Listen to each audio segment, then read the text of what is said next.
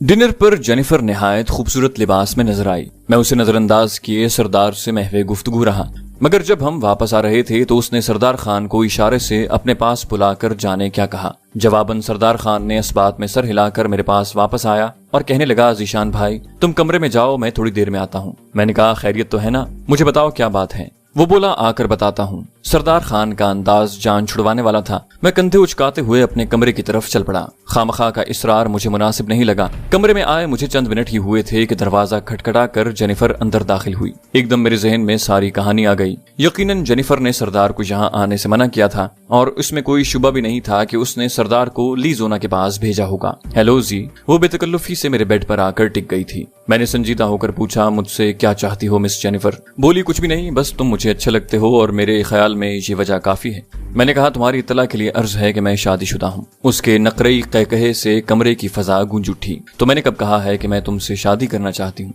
मोहब्बत के बाद शादी करना मशरिकी रिवायात का खासा होगा, हमारे यहाँ ऐसा कुछ नहीं होता। मैंने पूछा, तो तुम्हारे यहाँ क्या होता है? बोली, हमारे यहाँ तो मोहब्बत होने के बाद बस मोहब्बत की जाती है। मानी खेज अंदाज में कहते हुए वो मेरे करीब हो गई। मैं जल्दी से बेड से उतरा और बोला, प्लीज कैप्टन। मेरे दूर हटने पर वो दिल गिरफ्ता सी हो गई थी। जी, क्या मैं खूबसूरत नहीं हूँ? मैं साफ गोई से बोला, इसलिए तो दूर भागा हूँ कि बहुत खूबसूरत हो। सच? वो खुश हो गई थी। अगर ऐसा है तो यूं दूर हटने का मतलब मेरी समझ में नहीं आता। मैंने कहा, मैं समझा भी नहीं सकता। जी। वो बेड से उठकर मेरी जाने बढ़ी। मैंने कहा, प्लीज जेनी, तुम बहुत अच्छी लड़की हो, लेकिन मैं इसका मुतहम्मिल नहीं हो सकता। मैंने फिलफौर सारे झगड़े मिटा दिए थे कि वो मुझे राजी करने के लिए कुछ भी करने पर कमरबस्ता नजर आ रही थी। चलो, तुमने मुझे जेनी तो कह दिया ना। वो दोबारा बेड पर बैठ गई। और वादा करो कि कल मेरे साथ डिनर पर बाहर चलोगे। मैंने सरदार के बिस्तर पर जगह संभालते हुए नफी में सर हिलाया। मुश्किल है। बोली, आखिर क्यों? मैंने कहा, जेनी, तुम जानती हो मेरा ताल्लुक बहुत गरीब से मुल्क से है, जहाँ मेरी आमद का मकसद बस लियोपोल्ड टेलीस्कोप साइट के बारे में सीखना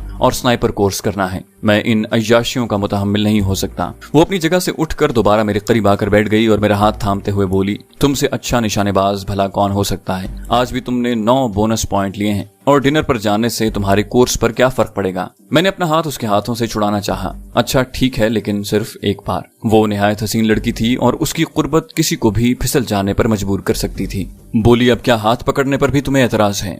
गुस्से से कहते हुए उसने मेरे हाथ पर अपनी गिरफ्त सख्त कर दी। मैंने कहा, जेनी प्लीज। मैं जबरदस्ती हाथ छुड़ाकर अपने बिस्तर पर जा बैठा। अगर यूं ही जिद करोगी तो मैं तुम्हारे साथ दोस्ती नहीं कर पाऊंगा। अच्छा ठीक है। गैर मुतवक्के तौर पर वो मान गई थी। उसी वक्त सरदार कमरे में दाखिल हुआ।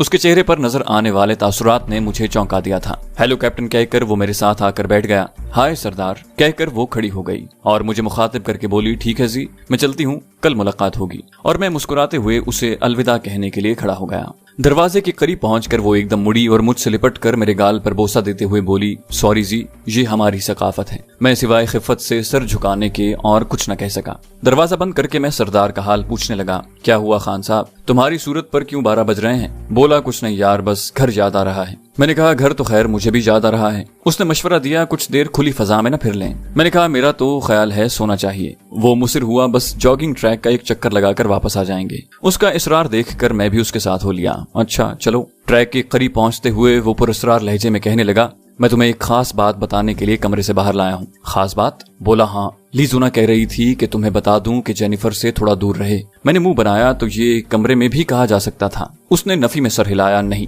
वो कह रही थी कि ये बात तुम्हें कमरे से बाहर ले जाकर बताऊं, और वो खुद भी मुझे ये बताने के लिए ताजा हवा में टहलने के बहाने कमरे से बाहर ले गई थी। मैंने कहा, जेनिफर से मोहतात रहने का भला क्या मकसद हुआ? उसने कहा, बस उसने आसान लफ्जों में यही बताया था और मजीद ये कहा कि मौका मिलने पर वो तुम्हें सारी बात समझा देगी। मैंने मजाहिया लहजे में पूछा, लीजोना जासूस तो नहीं है? सरदार ने दाद देने वाले अंदाज में कहा, सही पहचाना, उसका ताल्लुक जापान इंटेलिजेंस से है। मैंने कहा, वैसे मुझे खुद जेनिफर के रवैये पर हैरानी थी। मुझ में कोई ऐसी बात नहीं है कि वो यूं मुझ पर फरीफ्ता हो जाती। बोला, शायद तुम्हारी किसी सलाहियत की वजह से वो तुम्हारी जानिब माइल हुई है। मैंने कहा, नहीं, उसकी दिलचस्पी मुझे पहले रोज दिखाई दे गई थी। गो यूरोपियन ममालिक में ये एक आम सी बात है, मगर काफी पुरकशिश और खूबसूरत कदकाठ के जवानों को छोड़कर उसे मेरी जात से जो इश्क हो गया था वो जरूर अचंभे में डालने वाला था। और अब लीजोना की बात ने मेरे शुबे की तायद कर दी है कि जेनिफर मुझसे कोई मकसद हासिल करना चाहती है। सरदार ने कहा, अच्छा चलो वापस चलते हैं, बाद में लीजोना से मिलकर मजीद तफसील पूछ लेना। मैं उससे मुत्तफिक होता हुआ बोला, चलो, और हम अपने कमरे की तरफ बढ़ गए।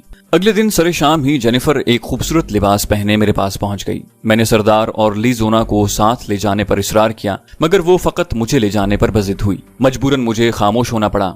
उसके पास अपनी कार मौजूद थी। ट्रेनिंग कैंप से निकलकर बजाय शहर की तरफ जाने के वो बाहर की जानिब मुड़ गई। मैंने हैरानी से पूछा, कहाँ जा रही हो? उसने इत्मीनान से जवाब दिया, पहले लॉन्ग ड्राइव, उसके बाद डिनर करेंगे। मैंने फिक्र जाहिर की, देर हो जाएगी। बोली, कोई देर नहीं होती। एक हाथ से स्टीयरिंग संभालते हुए उसने अपना दूसरा हाथ मेरे हाथ पर रख दिया। जैसे तुम्हारी मर्जी। मैंने बहस करना मुनासिब न समझा। उसी वक्त उसके मोबाइल पर कॉल आने लगी। वो मेरा हाथ छोड़कर कॉल रिसीव करने लगी। जी, मैं मेहमान के साथ डिनर पर जा रही हूँ। मुख्तसर जवाब देकर उसने राब्ता मुनक़ता कर दिया। उस वक्त पाकिस्तान में भी मोबाइल फोन खवास के हाथों से निकलकर अवाम के हाथों में नजर आने लगे थे। गो मैं खुद इस नेमत से महरूम था, मगर मोबाइल मेरे लिए कोई नई चीज नहीं थी। करीबन 10 किलोमीटर का फासला तय करने के बाद उसने एक ज़ेली सड़क पर कार मोड़ दी। कार के थोड़ा सा आगे बढ़ते ही मेरी नजर छोटी दीवार वाली फार्म नुमा इमारत पर पड़ी। गोया वो ज़ेली इमारत की बजाय उस इमारत का पहुंचने का रास्ता था। मैंने उसे गहरी नजरों से देखते हुए पूछा, ये हम कहाँ जा रहे हैं? उसने एक भरपूर कहकहा लगाया, इसे कहते हैं सरप्राइज। ये फार्म हाउस मेरे अब्बू के दोस्त का है। आज हम यहीं डिनर करेंगे। और फिक्र न करो, मैंने उसे बता दिया था कि मेरा मेहमान एक मुस्लिम है। उसने गोश्त वगैरह किसी मुस्लिम से ही लाया होगा। मैंने नाराजी से पूछा, मगर हम तो किसी होटल में जाने वाले थे ना? वो बोली, नहीं, और फार्म हाउस के दाखिली दरवाजे पर कार रोककर हेडलाइट बुझाई। उसी लम्हे खुद कार का दरवाजा खुल गया। कार आगे बढ़ाते हुए वो तसल्ली बख्श अंदाज में बोली, मैंने फकत बाहर जाने की बात की थी। अगर तुमने खुद से होटल समझ लिया तो मेरा क्या कसूर? ये कहते हुए उसने खुले सहन में कार रोक दी। और अभी आते वक्त भी कुछ ऐसा कहा था कि लॉन्ग ड्राइव के बाद डिनर करेंगे। वो हंसी, तो क्या ये गलत है? ये कहते हुए वो नीचे उतर गई। मैं भी दरवाजा खोलकर बाहर आ गया। उसी वक्त अंदरूनी इमारत से उधेड़ उम्र का एक मर्द और एक औरत बरामद हुए। इमारत में हर तरफ लगे बड़े बड़े एनर्जी सेवर की वजह से दिन का सा समा था। उन्होंने करीब आते ही जेनिफर को गले से लगाकर प्यार किया और मुझसे पुरतपाक मुसाफा किया। जेनिफर ने तारुफ का फरीजा सर अंजाम देते हुए मर्द की तरफ इशारा करते हुए कहा, ये हैं जनाब अंकल एंथनी ग्रांट, और ये हैं आंटी पेट्रिशिया। और फिर मेरा हाथ पकड़कर बोली, और ये हैं मिस्टर जीशान, जिसे मैं जी कहकर मुखातिब करती हूँ। एंथनी ने रस्मी अंदाज में कहा, तुमसे मिलकर खुशी हुई। पेट्रिशिया ने मशवरा दिया, अंदर चलते हैं, बकिया गुफ्तगू वहाँ करेंगे। इमारत अंदर से बहुत सजी हुई और खूबसूरत थी। ड्राइंग रूम के अंदर बिछे हुए कीमती सोफों को देखकर मुझे यकीन हो गया कि वो कोई फार्म हाउस वगैरह नहीं था। हमारे नशिस्त संभालते ही एक बावर्ती मुलाजिम ट्रॉली धकेलता हुआ अंदर दाखिल हुआ। ट्रॉली दर्जन भर ग्लास मुख्तलिफ किस्म के रंग के मशरूब से भरे हुए रखे थे। लड़के, घबराना नहीं, ये मुख्तलिफ किस्म के जूस हैं। एंथनी ने मुस्कुराते हुए मुझे तसल्ली दी। मैंने इस बात में सर हिलाते हुए एक ग्लास उठा लिया। पेट्रिशिया मुस्तफसिर हुई, रस्ते में कोई तकलीफ तो नहीं हुई? जेनिफर ने जवाब दिया, हम कौन सा पैदल आए हैं आंटी। एंथनी मुझे मुखातिब हुआ था, तो कैसी जा रही है ट्रेनिंग? मैंने मुख्तसरन कहा, बहुत अच्छी। पेट्रिशिया ने पूछा, इससे पहले कभी अमेरिका आना हुआ? मैंने कहा, नहीं, ये पहला मौका है। बोली, तो फिर पसंद आया हमारा मुल्क? उसके लहजे में दुनिया की ताकतवर मुमलिकत क्या शहरी होने का गुरूर कूट कूट कर भरा हुआ था। मैंने हकीकत बयान करते हुए कहा, क्या तबसरा करूं, आज पहली बार ट्रेनिंग कैंप से निकला हूं, और वो भी रात के वक्त। एंथनी ने कहा, इतवार को तो छुट्टी होती है, घूम फिर लिया करो। काफी देर से खामोश बैठी जेनी ने शोख लहजे में कहा, इसे ट्रेनिंग में पहली पोजीशन के हुसूल का बुखार चढ़ा है, छुट्टी के दिन भी ट्रेनिंग में जुटा रहता है। एंथनी ने अफसोस भरे अंदाज में कहा, वैसे ये तो ज्यादती है कि अमेरिका में आकर इस तरह ट्रेनिंग कैंप में महदूद होकर बैठा रहा जाए। जेनिफर ने पेट पर हाथ फेरते हुए कहा, मेरा ख्याल है पहले डिनर करते हैं, बाकी गप्पे बाद में हाँकेंगे। पेट्रिशिया और एंथनी मुस्कुराकर खड़े हो गए। मैंने भी उनका साथ दिया। वसी डाइनिंग टेबल मुख्तलिफ लवाजमात से भरी हुई थी। लड़के, चिकन और बीफ एक मुस्लिम की दुकान से खरीदा है, बल्कि ये सारी डिशें पकाने वाला भी एक इंडियन मुसलमान है। मैंने जेनी की हिदायत पर पूरा अमल किया है। तुम बेफिक्र रहो, हर डिश पर हाथ साफ कर सकते हो। शुक्रिया अंकल। जेनी ने एंथनी का शुक्रिया अदा करने में देर नहीं लगाई थी। खाना खाने के बाद हम दोबारा ड्राइंग रूम में आ गए थे। एंथनी और पेट्रिशिया मुझसे पाकिस्तान के बारे में मुख्तलिफ सवालात करने लगे। तालिबान की हुकूमत के खात्मे के बाद दहशतगर्दी की उठने वाली लहर ज्यादातर उनके सवालात का मौजू रही। अच्छा, तुम लोगों के लिए ऊपर वाला कमरा ठीक कर दिया था, हम आराम करने जा रहे हैं, तुम भी एंजॉय करो। एंथनी पेट्रिशिया को साथ लिए खड़ा हो गया। मैंने घबराकर कहा, नहीं नहीं, हम वापस जाएंगे। एंथनी ने बेपरवाही से कहा, ठीक है, वापस चले जाना, और वो दोनों ड्राइंग रूम से बाहर निकल गए। मैंने जेनिफर से पूछा, चलें? वो बोली, 2 घड़ी 2 बातें भी कर लो, हम खाली डिनर करने तो आए नहीं थे। मैंने कहा, बातें वहां जाकर भी हो सकती हैं। वो बोली, कुछ बातों के लिए खलवत की जरूरत पड़ती है। मानी खेज लहजे में कहती हुई वो मेरे बिल्कुल करीब आ गई। इतना तो मैं भी जानता था कि वो मुझे वहां बगैर किसी मकसद के तो लेकर नहीं आई थी। और फिर इतनी खूबसूरत और दिलकश लड़की जब किसी को गुनाह पर माइल करना चाहे तो बचने के लिए जुनैद बगदादी का ज़ुहद और शेख अब्दुल कादिर जिलानी का तकवा चाहिए होता है। मैं यकीनन उसके हुस्न की लपेट में आ जाता और फख्र करने के लिए मेरे पास कुछ न बचता। मगर लीजोना की छोटी सी नसीहत मुझे चीख चीख कर किसी खतरे से रूशनास करवा रही थी। अगर गुज़श्ता रात सरदार मुझ तक लीजोना की बात न पहुंचाता تو میں یقیناً بہک گیا ہوتا، مگر اب میرے جذبات پر عقل غالب تھی، اور یہ تو اصول دنیا ہے کہ جب انسان خود کو کسی اندیکھے خطرے میں گھرا پائے تو اس کے جذبات کی آگ عقل پر غالب نہیں آ سکتی۔ مجھے اس وقت واضح طور پر لگ رہا تھا کہ کوئی نادیدہ آنکھ ہماری نگرانی کر رہی ہے۔ میں خود کو اس کی گرفت سے آزاد کرواتا ہوا اٹھ کھڑا ہوا۔ میں نے کہا، میرا خیال ہے اس بارے میں نے تمہیں پہلے بتا دیا تھا۔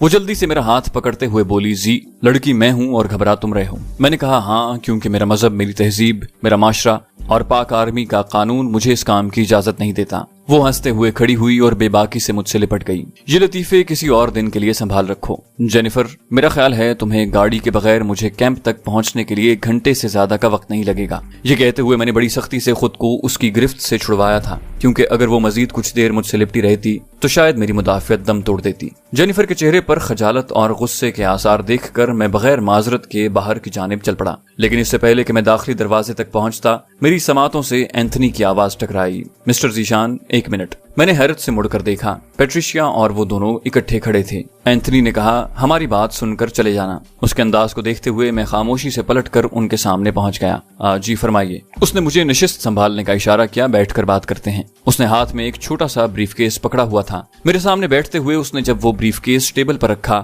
تبھی میری نظر اس بیگ پر پڑی۔ بیٹھ جاؤ کیپٹن۔ اس مرتبہ اینتھنی کے لہجے میں پہلے والی شفقت اور پیار محبت کی جگہ حکم کا اثر واضح طور پر محسوس کیا جا سکتا تھا۔ جینیفر بھی سر جھکائے بیٹھ گئی۔ اینتھنی نے بریف کیس کھول کر میری طرف گھمایا۔ $100 کے نئے کڑکڑاتے نوٹوں کی گڈیاں دیکھ کر میں ششدر رہ گیا۔ یہ $50,000 ہیں۔ تمہارے ملک کی کرنسی میں یہ کتنے ہوں گے، یہ حساب خود کر لینا۔ اینتھنی نے اطمینان سے وہ بریف کیس میری جانب کھسکا دیا۔ بریف کیس کو ہاتھ لگائے بغیر میں مستفسر ہوا، کس خوشی میں؟ بولا، ایک چھوٹے سے کام کا یہ پیشگی معاوضہ ہے، بقیہ کا آدھا معاوضہ کام ہونے کے بعد۔ میں نے کہا، یقیناً مجھے کسی غیر قانونی کام میں دلچسپی نہیں ہوگی۔ وہ بولا، قانون کون بناتا ہے؟ حکومت۔ کیا میں صحیح کہہ رہا ہوں؟ میں نے اس بات میں سر ہلا دیا، ہاں۔ بولا، تمہاری تسلی کے لیے عرض ہے کہ یہ امریکی حکومت کا ہی کام ہے اور میرا تعلق امریکن CIA سے ہے۔ تسلی کے لیے میرا کارڈ دیکھ سکتے ہو۔ اس نے جیب سے اپنا سروس کارڈ نکال کر میرے سامنے رکھ دیا۔ میں نے کارڈ کو ہاتھ لگائے بغیر اس کے مندرجات پر نگاہ دوڑائی۔ کرنل اسکاٹ ڈیوڈ لکھا ہوا تھا۔ میرا اصل نام اسکاٹ ڈیوڈ ہے اور یہ کرنل جولی روزویلٹ ہیں۔ میں نے کہا، شاید تم صحیح کہہ رہے ہو، مگر میں پاکستان آرمی کے زیر کمان ہوں۔ اس رقم کی بجائے مجھے میرے سینئر سے حکم دلوا دیں، اتنی رقم خرچ کرنے کی ضرورت نہیں پڑے گی۔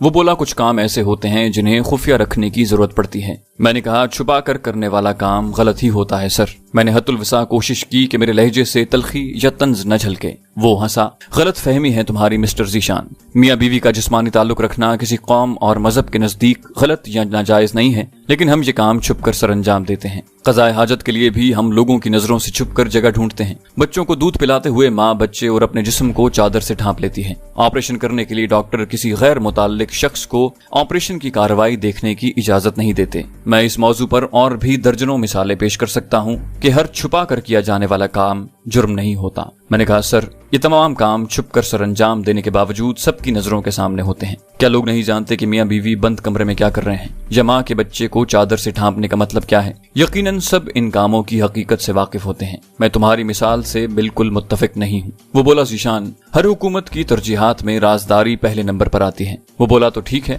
اس کے لیے حکومت کو ایسا آدمی بھی ڈھونڈنا چاہیے جو رازداری برت سکے۔ کافی دیر سے خاموش بیٹھی جولی روزویلٹ نے زبان کھولی۔ اچھا، تم کام کے متعلق تو سن لو، کرنے نہ کرنے کا فیصلہ بعد میں کرنا۔ میں نے کہا، میڈم، اگر کوئی ایسا خفیہ کام ہے جس کے بارے میں جان لینے کے بعد وہ کام نہ کرنے کے فیصلے پر مجھے جانی نقصان پہنچ سکتا ہو تو براہ مہربانی مجھے نہ بتائیں۔ یوں بھی اطمینان رکھیں کہ میں یہ کام کرنے والا نہیں۔ کرنل اسکاٹ نے تیکھے لہجے میں پوچھا، تو یہ تمہارا آخری فیصلہ ہے؟ میں نے کہا، جی سر، میں اپنی حکومت کی مرضی جانے بغیر کوئی کام نہیں کر سکتا۔ کرنل اسکاٹ نے بیٹھے بیٹھے میری جانب مسافے کے لیے ہاتھ بڑھایا۔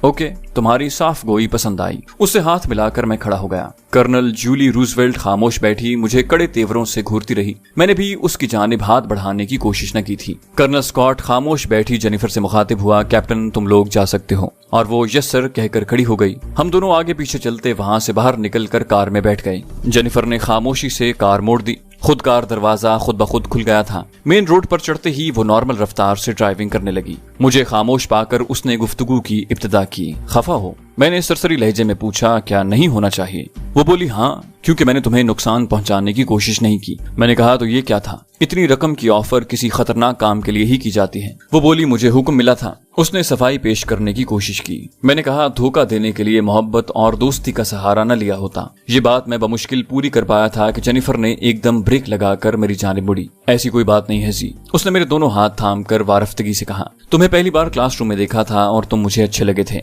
याद है मैं पहले दिन ही तुम्हारी जानिब मुतवज्जे हो गई थी। गो इसके बाद हम एक दूसरे से थोड़े खफा रहे। इस दौरान मैंने जो उल्टी सीधी हरकतें की सारी की सारी तुम्हारी तवज्जो अपनी जानिब मबजूल करने के लिए की थी। और जहां तक इस काम का ताल्लुक है जो तुमसे कर्नल स्कॉट लेना चाह रहे हैं, तो यकीन मानो इस बारे में मुझे परसों हुक्म मिला है। मैंने कहा मुझे अब इस मौजू पर कोई बात नहीं करनी, यूं भी काफी देर हो गई है, अब चलना चाहिए। वो बोली तुम मुझसे खफा नहीं हो सकते। उसकी आंखों में मुझे हल्की सी नमी की झलक नजर आई। अगर ये अदाकारी थी तो कमाल की अदाकारी थी। खामखा बात बढ़ाना मुझे मुनासिब न लगा। मैंने उसे तसल्ली देते हुए कहा, मैं तुमसे खफा नहीं हूँ जैनी, अब आगे बढ़ो। उसने खुशी से भरपूर लहजे में पूछा, सच कह रहे हो? मैंने कहा मुझे झूठ बोलने की जरूरत क्या है। शुक्रिया जी। उसने बेतकल्लुफी से आगे होकर मेरे गाल पर बोसा दिया और फिर सीधे होकर कार आगे बढ़ा दी।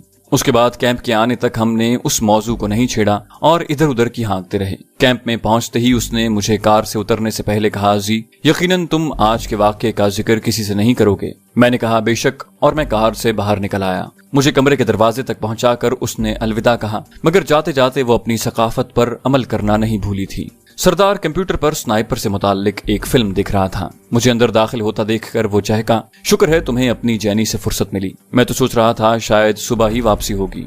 मैंने कहा फजूल की ना हांका करो यार, और मैं जूतों के तस्मे खोलने लगा। बोला वैसे जीशान भाई, इसी को डेट पर जाना कहते हैं ना। ये कहकर वो जोर जोर से हंसने लगा और मैं फीकी मुस्कुराहट के साथ वॉशरूम में घुस गया।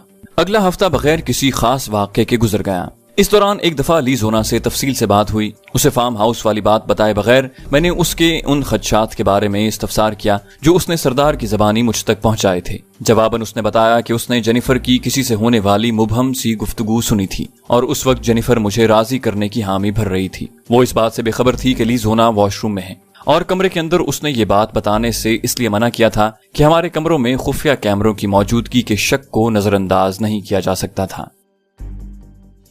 चैनल को सब्सक्राइब कीजिए और बेल आइकन पर क्लिक कीजिए ताकि आपको तमाम वीडियोस फौरन मिलती रहें।